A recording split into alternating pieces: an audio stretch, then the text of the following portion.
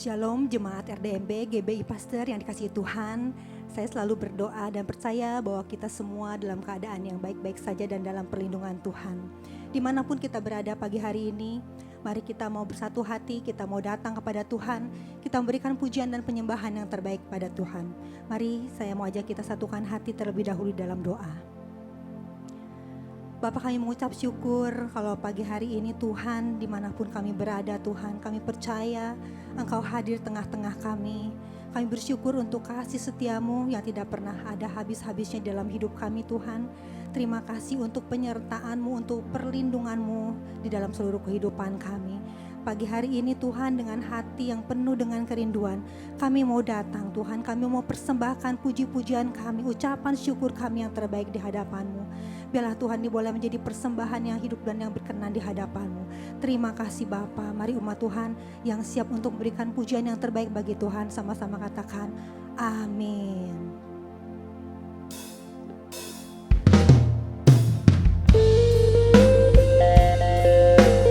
Pagi hari ini biarlah kita mau arahkan hati dan pikiran kita.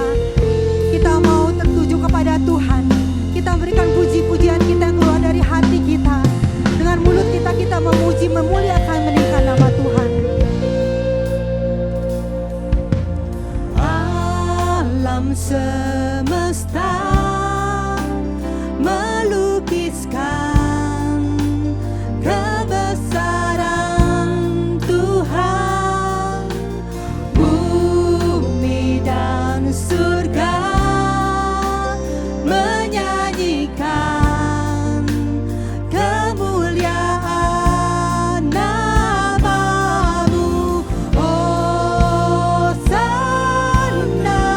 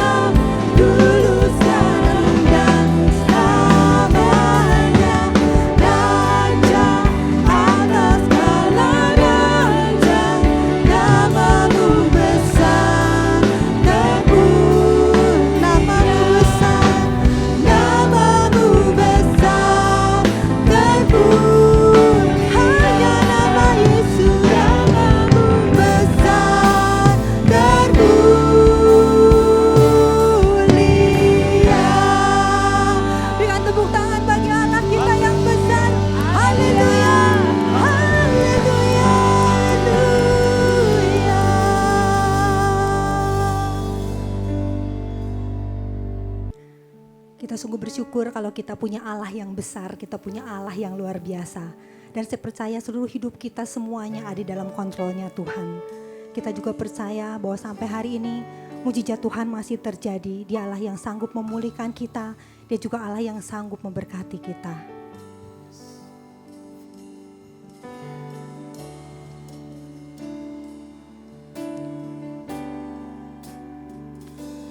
Ku yakin saat Kau berfirman,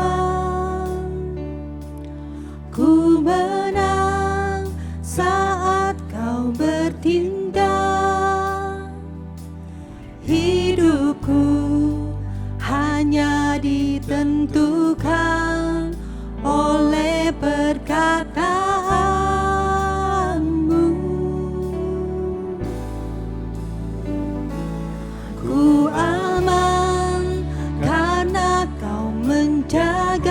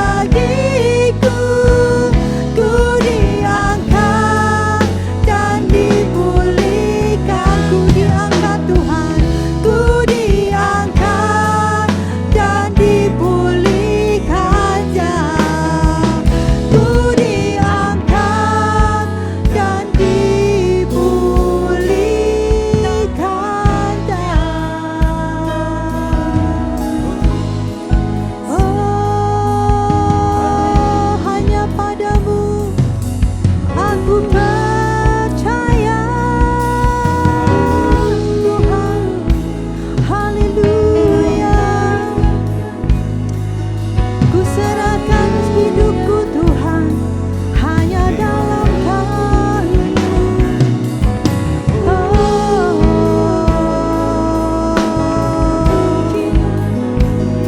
Engkaulah pengharapanku, haleluya. Satu-satunya yang ku percaya Tuhan, satu-satunya yang ku andalkan, haleluya. Haleluya, haleluya, haleluya.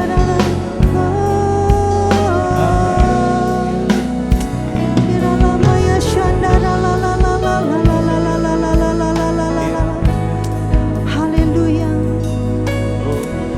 Kami tidak mau berhenti untuk percaya kepadamu Tuhan.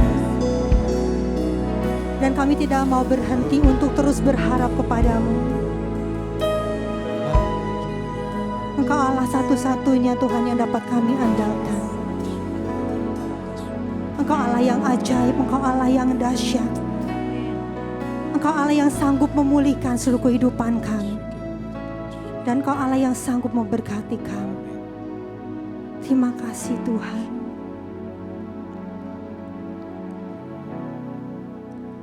Aku percaya Tuhanku ajaib, Kau turun tangan memulihkanku. Aku percaya Tuhanku dahsyat, Kau turun tangan memberkatiku. Aku percaya Tuhanku ajaib Tuhan, Kau turun tangan memulihkanku Tuhan. Percaya Tuhanku dahsyat, Kau turun tangan memberkatiku. Mari umat Tuhan yang percaya kepada Tuhan, kiranya kita mengatakan aku percaya Engkau ajaib Tuhan, Kau turun tangan memulihkanku. Aku percaya Tuhanku dahsyat, Kau turun tangan memberkatiku. Kau turun tangan memberkatiku. Kau turun tangan memberkatiku.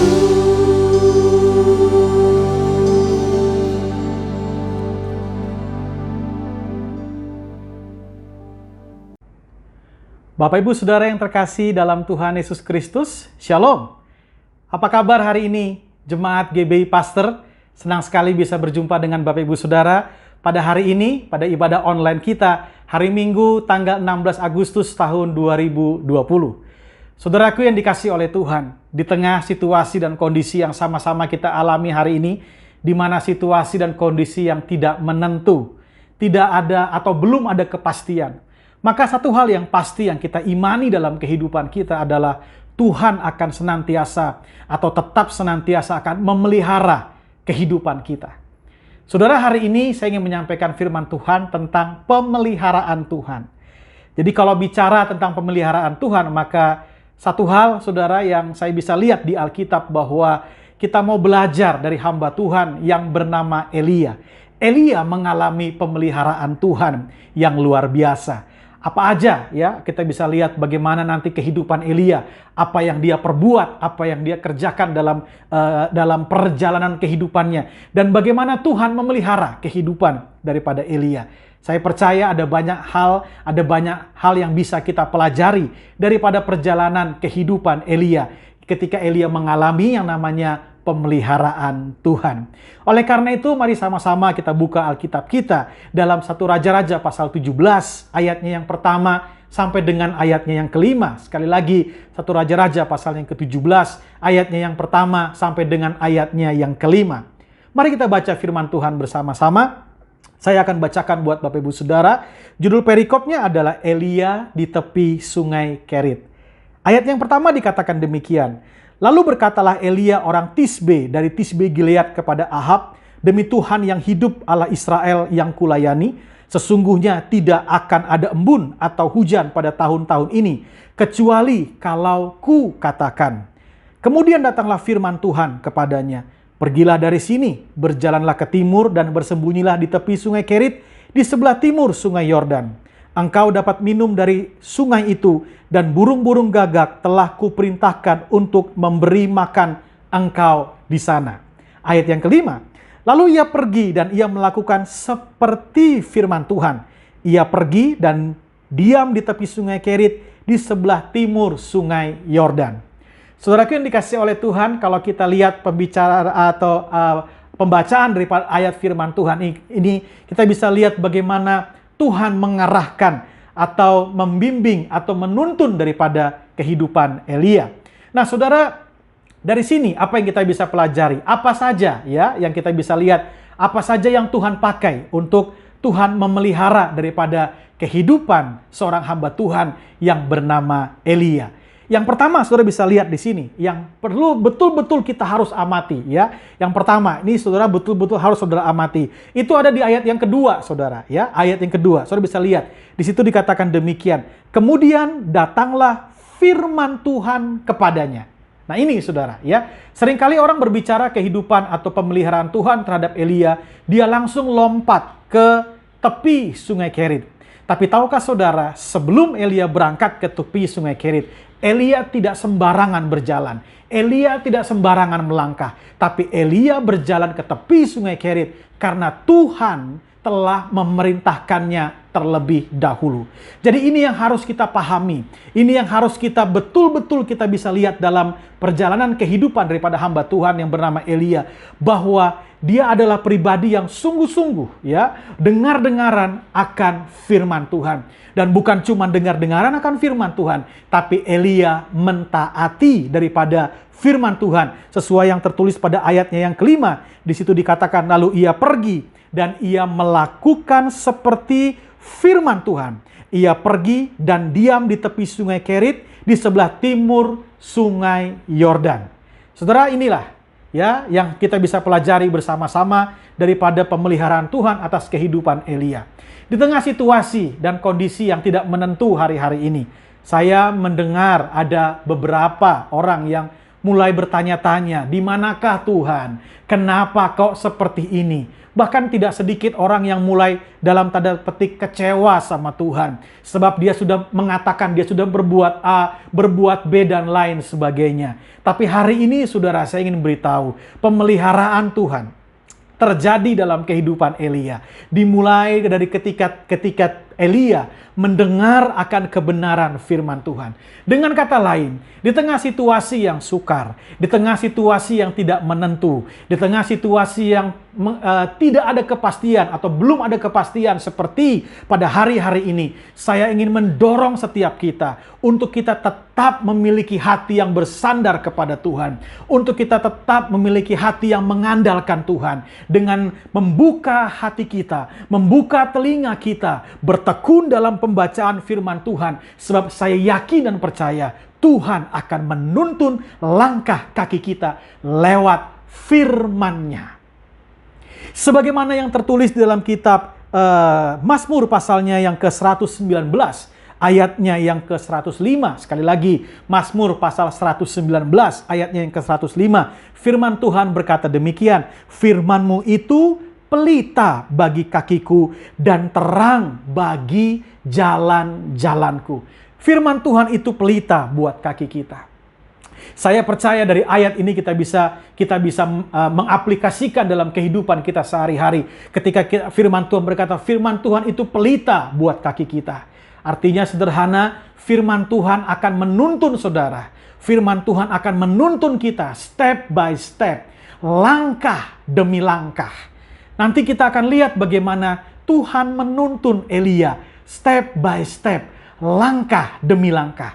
Saya percaya Tuhan juga akan menuntun saudara dan saya step by step, langkah demi langkah.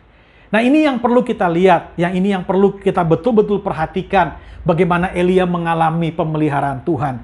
Elia mau dengar-dengaran akan firman Tuhan, dan Elia mentaati firman Tuhan yang datang kepadanya. Yang kedua, kita bisa lihat saudara, atau bagaimana Tuhan memelihara daripada kehidupan Elia. Yang kedua, saudara, kita bisa lihat di ayatnya yang ketiga dikatakan, pergilah dari sini, berjalanlah ke timur, dan bersembunyilah di tepi sungai Kerit, di sebelah timur sungai Yordan. Saudara, yang kedua, Tuhan perintahkan Elia untuk berada di tepi sungai Kerit. Yang kedua, Tuhan pakai sungai Kerit untuk memelihara kehidupan daripada Elia. Kalau kita tahu sungai Kerit, maka Kerit punya arti dipisahkan atau pemisahan, saudara, tempat pemisahan.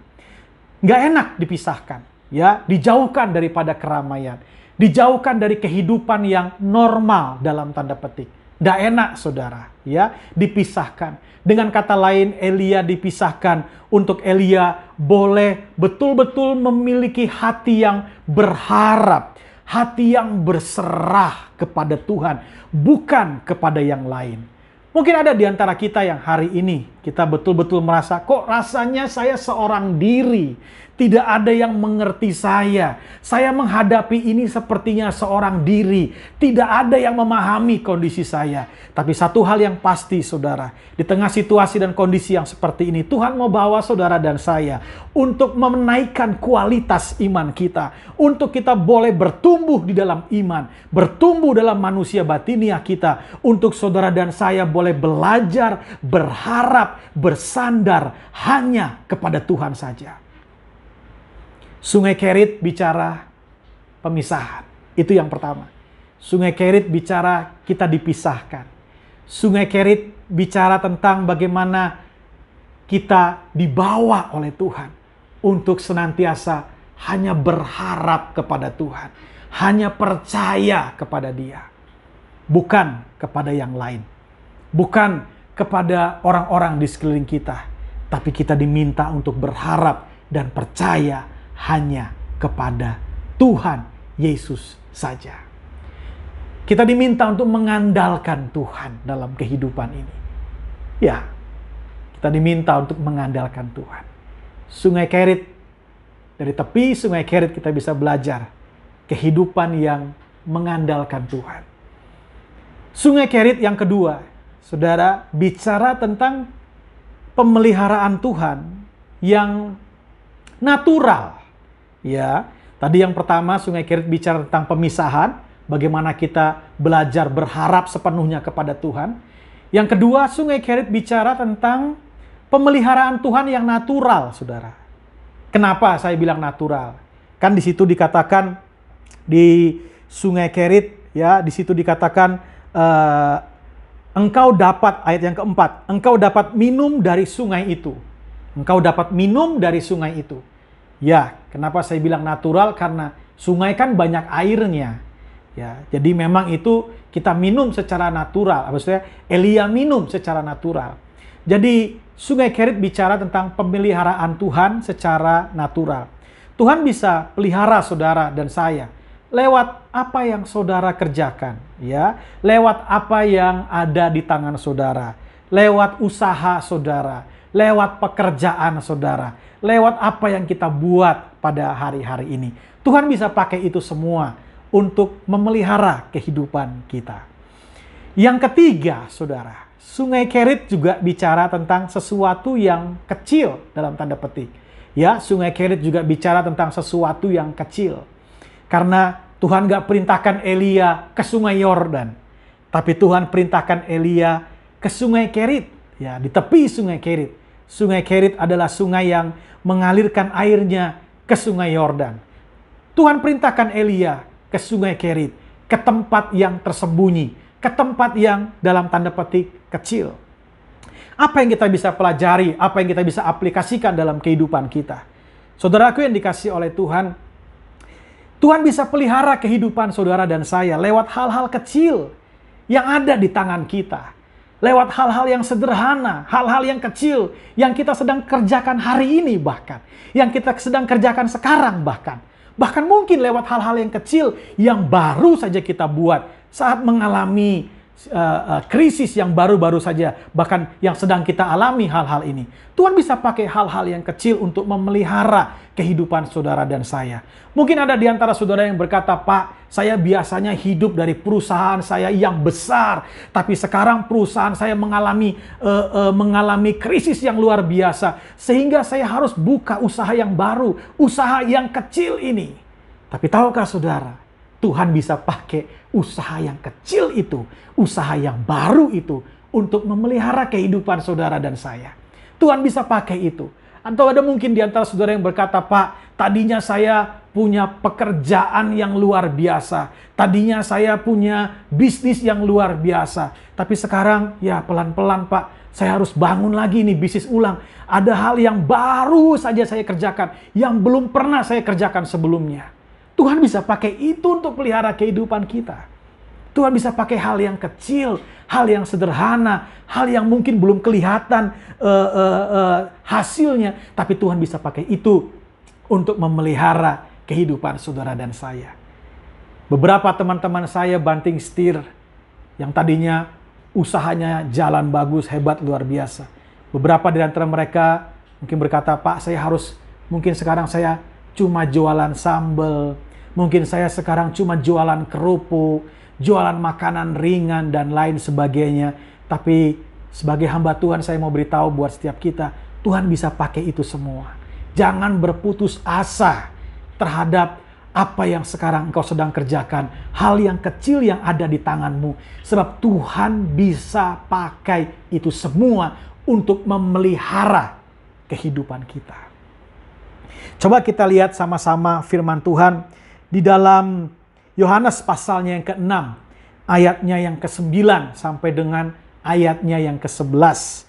Yohanes pasalnya yang ke-6, ayatnya yang ke-9 sampai dengan ayatnya yang ke-11. Firman Tuhan berkata demikian, "Di sini ada seorang anak yang mempunyai 5 roti jelai dan 2 ikan. Tetapi apakah artinya itu untuk orang sebanyak ini?" Kata Yesus, "Suruhlah orang-orang itu duduk, adapun di tempat itu banyak rumput, maka duduklah orang-orang itu kira-kira 5.000 laki-laki banyaknya." Ayat 11. Lalu Yesus mengambil roti itu, mengucap syukur dan membagi-bagikannya kepada mereka yang duduk di situ. Demikian juga dibuatnya dengan ikan-ikan itu sebanyak yang mereka kehendaki. Dan kita tahu akhir daripada ceritanya, 5.000 orang laki-laki makan sampai kenyang, bahkan sisa berbakul-bakul, berkeranjang-keranjang. Saudara bisa lihat di ayatnya yang ke-9 dari Yohanes pasal 6, di situ dikatakan, di sini ada seorang anak yang mempunyai 5 roti jelai dan 2 ikan. Perhatikan saudara, tetapi apakah artinya itu untuk orang sebanyak ini? Murid-muridnya melihat yang di depan matanya, di depan mata mereka, 5 roti dan 2 ikan. Itu adalah hal yang kecil. Sehingga mereka berkata, apakah artinya untuk orang sebanyak ini? Mungkin di antara kita juga sempat ada yang berpandangan sama seperti ini. Lah kalau cuma jualan ini, kalau cuma ini yang kita buat, kalau cuma melakukan ini, kalau cuma rintis usaha yang baru yang kita bisa kerjakan, apa artinya? Saudara yang dikasihi oleh Tuhan, hal yang kecil waktu dibawa ke tangan Yesus, waktu Yesus mengucapkan syukur, mengucapkan berkat atasnya, maka 5 roti dan 2 ikan bisa kasih makan 5.000 orang laki-laki. Hal yang kecil yang ada di tangan Bapak Ibu hari ini, hal yang sederhana mungkin, saya percaya kalau kita jalani dengan hati yang berserah, hati yang bergantung kepada Tuhan, hati yang mau dengar-dengaran akan firman Tuhan, saya yakin Tuhan bisa pakai semua itu untuk memelihara kehidupan kita. Sungai Kerit berbicara 3 hal tadi. Yang pertama pemisahan. Yang kedua pemeliharaan Tuhan secara natural. Yang ketiga bicara tentang hal yang kecil, hal yang sederhana. Tuhan bisa pakai untuk memelihara kehidupan saudara dan saya. Jangan pernah mengeluh terhadap hal-hal yang kecil, hal-hal yang sederhana yang dipercayakan kepada kita, yang diberikan kepada kita. Kerjakan, jalani dengan segenap hati, jalani dengan hati yang berserah kepada Tuhan. Maka Tuhan bisa pakai itu untuk memelihara kehidupan saudara dan saya. Yang ketiga, kita bisa lihat sama-sama Tuhan pakai apa untuk memelihara kehidupan daripada Elia. Yang ketiga, saudara bisa lihat tentunya di dalam firman Tuhan, ya, ayatnya yang keempat di situ dikatakan, engkau dapat minum dari sungai itu, dan burung-burung gagak telah kuperintahkan untuk memberi makan engkau di sana. Yang ketiga, Tuhan pakai burung gagak, saudara. Ya, yang ini yang kita bisa pelajari ya. 3 hal ini kita bisa pelajari. Yang pertama tadi, saudara dan saya harus dengar-dengaran akan firman Tuhan. Yang kedua yang kita bisa pelajari adalah bagaimana kehidupan Elia di tepi sungai Kerit, apa yang kita bisa pelajari. Yang ketiga, Tuhan pakai burung gagak, saudara. Ya, untuk memelihara kehidupan daripada Elia. Saudara, burung gagak bicara apa? Hal yang sederhana yang bisa kita lihat bahwa burung gagak bicara tentang pemeliharaan Tuhan yang supranatural.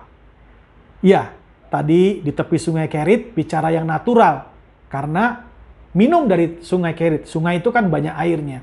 Tapi di sini dikatakan, dan burung-burung gagak telah kuperintahkan untuk memberi makan engkau di sana. Jadi ini adalah pemeliharaan Tuhan yang supranatural. Kenapa? Karena burung gagak diperintahkan Tuhan untuk memberikan Elia makan. Dan Elia juga nggak tahu kapan itu burung gagak bakal datang. Dan datang apa enggak besok. Hari ini bisa datang, tapi besok datang apa enggak. Elia betul-betul hanya bisa berharap, percaya akan firman, akan janji Tuhan dalam kehidupannya. Jadi inilah pemeliharaan Tuhan yang supranatural.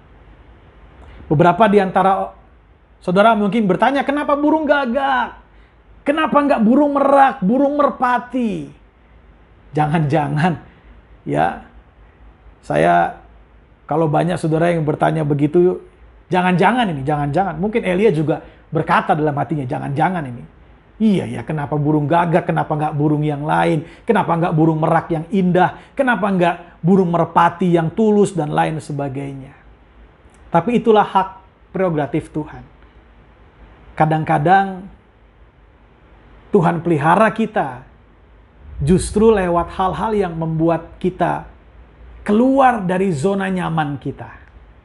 Sekali lagi, Tuhan pelihara kita kadang-kadang lewat sesuatu yang membuat kita keluar dari zona nyaman kita. Mungkin tidak nyaman kalau burung gagak yang kasih makan. Tapi Elia mau taat sama Tuhan. Mungkin kadang-kadang dalam kehidupan kita juga sama. Kok harus lewat orang itu sih? Kok harus lewat ini sih? Mungkin tidak nyaman buat kita. Tapi Tuhan pakai yang supranatural. Tuhan pakai hal yang supranatural untuk memelihara kita. Kadang-kadang dia pakai itu untuk mengeluarkan kita dari zona nyaman kita.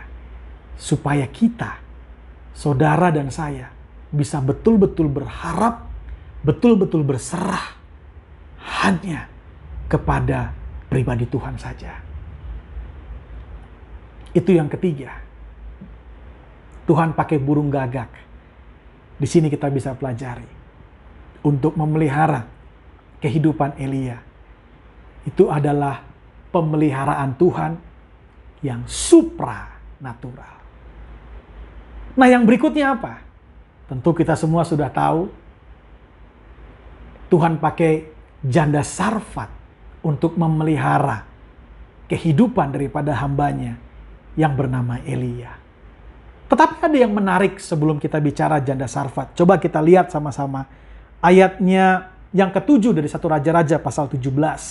Ayat yang ke-7. Firman Tuhan berkata demikian. Tetapi sesudah beberapa waktu, sungai itu menjadi kering, sebab hujan tiada turun di negeri itu. Tuh, saudara bisa lihat. Hal yang natural bisa kering, saudara. Mungkin ada di antara kita yang mengalami hal yang sama. Sampai berkata, Pak Ade, bisnis saya lagi kering. Pak Ade, saya dapat penghasilan 50% dipotong, Pak. Pak, saya sebentar lagi mengalami PHK dan lain sebagainya. Hal yang natural bisa kering. Tapi satu hal yang pasti yang kita bisa lihat dari perjalanan kehidupan Elia, bagaimana Tuhan memelihara kehidupan Elia, Tuhan tidak kehabisan cara untuk memelihara kehidupan hamba-hambanya. Tuhan tidak kehabisan cara untuk memelihara kehidupan daripada Elia. Ayatnya yang ke-8 kita lihat sama-sama. Di situ dikatakan, maka datanglah firman Tuhan kepada Elia. Lihat kembali kepada poin yang pertama yang tadi saya jelaskan. Kita tidak bisa abaikan firman Tuhan. Tuhan menuntun langkah kaki kita. Step by step. Langkah demi langkah. Dan kita lihat itu pun terjadi dalam kehidupan Elia. Elia dituntun oleh Tuhan lewat firman-Nya langkah demi langkah. Step by step. Tuhan tuntun Elia dengan berfirman kepada Elia. Apa yang dia sampaikan? Ayat yang ke-8, ayat yang ke-9 dikatakan, bersiaplah pergi ke Sarfat yang termasuk wilayah Sidon dan diamlah di sana. Ketahuilah aku telah memerintahkan seorang janda untuk memberi engkau makan. Elia diperintahkan ke Sarfat, saudara. Saya percaya ini juga bukan zona aman buat Elia. Karena Sarfat ada di wilayah Sidon, ya. Dan itu adalah wilayah daripada ayah atau orang tua daripada Isabel. Dengan kata lain, Elia diperintahkan untuk masuk ke kandang musuh. Waduh, gak nyaman tentunya. Dan bukan cuma itu. Elia juga diberitakan oleh firman Tuhan, dikatakan, ketahuilah aku telah memerintahkan seorang janda untuk memberi engkau makan. Seorang janda. Bukan seorang konglomerat. Mungkin Elia akan aman, akan nyaman hatinya kalau firman Tuhan berkata kepadanya, aku akan memerintahkan, aku telah memerintahkan seorang konglomerat untuk memberi engkau makan. Tapi Alkitab berkata, aku telah memerintahkan seorang janda untuk memberi engkau makan. Dua nih pergumulannya sebelum ke Sarfat. Yang pertama, dia masuk ke wilayah musuh. Yang kedua, kok seorang janda? Dan kita tahu janda miskin. Saudara yang dikasihi oleh Tuhan. Sekali lagi, saya percaya ada kalanya sungai Kerit diizinkan Tuhan kering supaya Elia mengalami mukjizat Tuhan di Sarfat. Saya percaya sungai Kerit diizinkan Tuhan kering bukan untuk menghukum Elia, tapi supaya Elia memiliki kualitas iman yang lebih lagi untuk bergantung kepada Tuhan dan tidak berhenti sampai pada bergantung kepada Tuhan saja, tapi Elia boleh menjadi berkat bagi janda Sarfat. Untuk seorang janda Sarfat tersebut melihat kehebatan dan kedahsyatan Tuhan dalam kehidupannya. Janda Sarfat jadi punya pengalaman dan dia melihat bagaimana Tuhan, kuasa Tuhan dinyatakan. Dan dia bisa melihat itu terjadi. Keajaiban Tuhan yang besar, dia alami itu lewat pelayanan daripada hambanya yang bernama Elia. Mungkin saudara berkata, Pak, sungai Kerit saya sekarang mulai kering. Seperti tadi saya berkata, Tuhan tidak akan pernah kehabisan cara untuk memelihara kehidupan kita. Pak, kok Tuhan biarkan sungai Kerit saya mulai kering? Saya percaya Tuhan punya rencana yang indah, rancangan yang indah buat kita. Untuk kita boleh terus bertumbuh, untuk kita boleh terus mengalami, untuk ini yang lebih penting, untuk kita boleh mengenal akan pribadi Tuhan dengan benar dalam kehidupan kita. Elia pergi ke Sarfat bukan cuma sekedar dia mengalami kebaikan Tuhan untuk dirinya, tapi dia boleh jadi berkat juga buat janda Sarfat. Untuk janda Sarfat mengalami keajaiban Tuhan dalam hidupnya. Saudara yang dikasihi oleh Tuhan, waktu kita mengalami keajaiban Tuhan, kita mengalami pemeliharaan Tuhan yang ajaib dalam kehidupan kita. Saya percaya itu bukan sekedar untuk kita nikmati sendiri, tapi kita pun boleh jadi saluran berkat bagi orang-orang yang ada di sekeliling kita. Bahkan biarlah lewat hidup kita, orang-orang di sekeliling kita bisa melihat bagaimana kedahsyatan, keajaiban Tuhan yang menyertai kita. Dan mereka pun juga boleh mengalami keajaiban Tuhan dalam kehidupan mereka. Sehingga mereka boleh mengenal Tuhan dengan benar dalam kehidupan mereka. Bapak Ibu Saudara yang dikasihi oleh Tuhan Yesus Kristus, itu saja yang bisa saya bagikan pada hari ini. Bagaimana Tuhan memelihara kehidupan Elia. Saya percaya Tuhan juga akan memelihara kehidupan kita. Tetap memiliki hati yang bersandar dan berharap hanya kepada Tuhan. Sebab tanpa Tuhan, kita tidak akan pernah bisa berbuat apa-apa. Saya percaya, kalau sampai hari ini kita ada, sampai hari ini kita terpelihara, semua karena kemurahan Tuhan dan anugerah Tuhan. Tanpa kita sadari, sudah 6 bulan kita lewati ini, saudara. Dulu waktu di masa-masa awal kita lewati ini, saya bertanya dalam hati saya, mampu nggak bulan demi bulan saya lewati? Berapa bulan ya saya mampunya? Mampu nggak bulan depan? Tapi kalau sampai hari ini, kita masih ada dan terpelihara. Saya percaya bukan seberapa kuat dan hebat kita, dan gagah kita, seberapa pintar kita. Bukan, saudara. Tapi semua karena pemeliharaan Tuhan. Semua karena kemurahan Tuhan yang nyata, yang dinyatakan lewat kehidupan kita. Tuhan Yesus memberkati. Mari kita berdoa bersama-sama. Bapa di surga, terima kasih buat hari ini kami boleh mendengarkan kebenaran firman Tuhan. Hamba berdoa biar firman ini Tuhan boleh menjadi kekuatan buat setiap kami. Firman ini menguatkan hati setiap kami. Kalau ada di antara kami yang mulai goyah, mulai rapuh Tuhan, aku berdoa dalam nama Yesus. Tuhan tolong kuatkan kami Tuhan, lewat kebenaran firman Tuhan. Dan aku percaya firman-Mu akan menuntun langkah setiap kaki kami. Kalau ada di antara kami yang bingung untuk berbuat apa, aku berdoa dalam nama Yesus. Biarlah hati kami terbuka. Hati kami terbuka untuk dengar-dengaran akan firman Tuhan. Aku percaya Tuhan, Engkau menuntun langkah anak-anak-Mu. Engkau memberkati, Engkau menyertai, Engkau melindungi anak-anak-Mu senantiasa ya Tuhan. Aku percaya lewat situasi dan kondisi yang kami alami, kami boleh terus bertumbuh dalam pengenalan akan Tuhan. Terima kasih Bapa. Kami mengucap syukur untuk kemurahan-Mu. Dalam nama Tuhan Yesus, kami mengucap syukur dan berdoa. Haleluya. Amin. Bapak Ibu Saudara yang dikasihi oleh Tuhan, itu saja yang bisa saya sampaikan pada hari ini.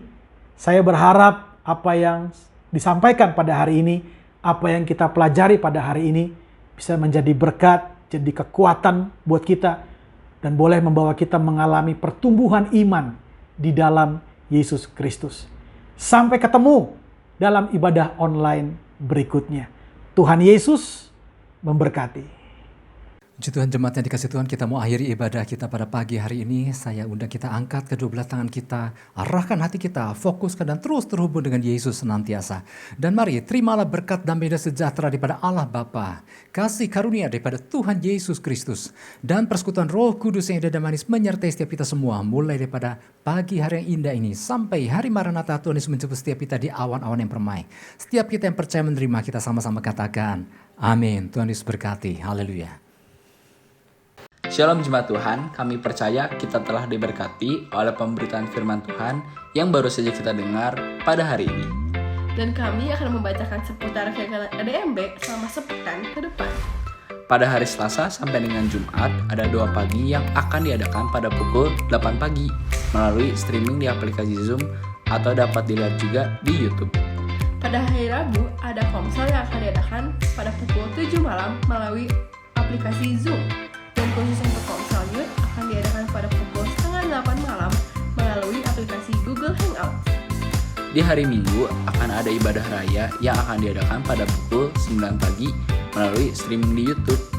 Setelah ibadah raya ini selesai, jangan kemana-mana dulu ya. Ajaklah anak-anak Anda untuk mengikuti ibadah sekolah minggu di RDMB Junior pada pukul 10 pagi. Demikian pengumuman untuk 1 minggu ke depan. Stay healthy, stay anointed, stay strong, and stay safe. God bless you.